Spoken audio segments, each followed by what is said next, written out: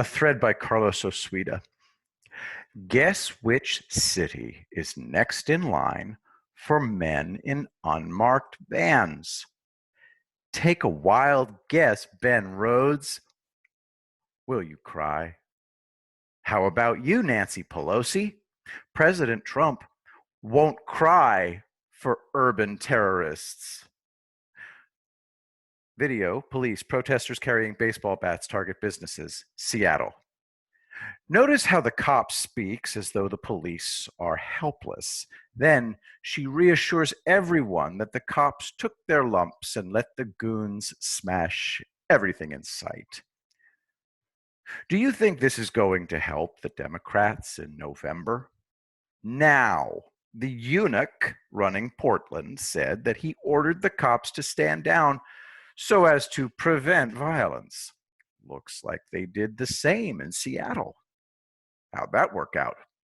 And let me ask everyone a simple question. Which would you prefer, a ride in an unmarked van or a baseball bat to the side of your head? Did the man in camouflage take people out to landfills, make them kneel, and put them out of their misery? No.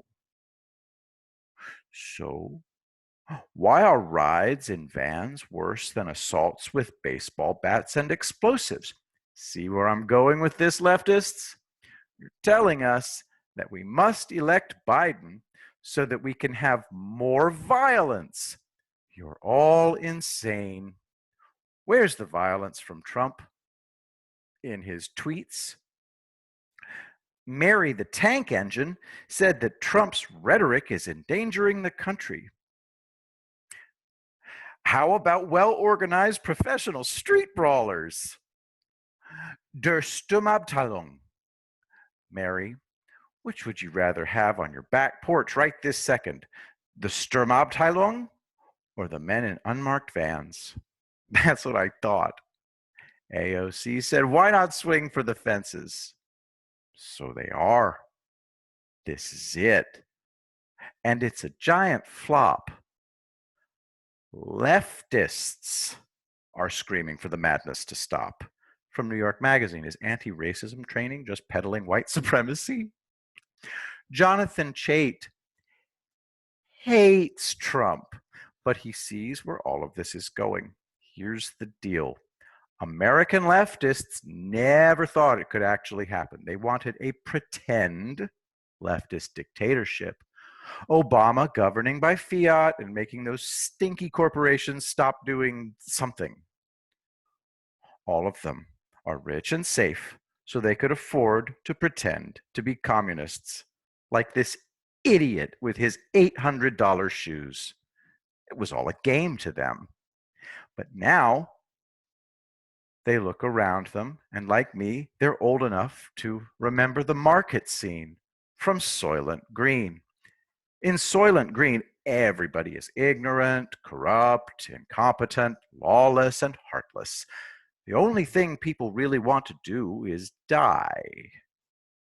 It's one of my favorite movies. I always knew we'd end up close to Soylent Green, but I also always knew that we'd pull back.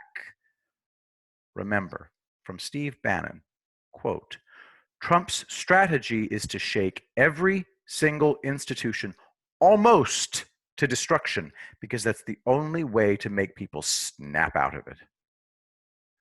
Nothing's more embarrassing than hearing cops beg people to love them.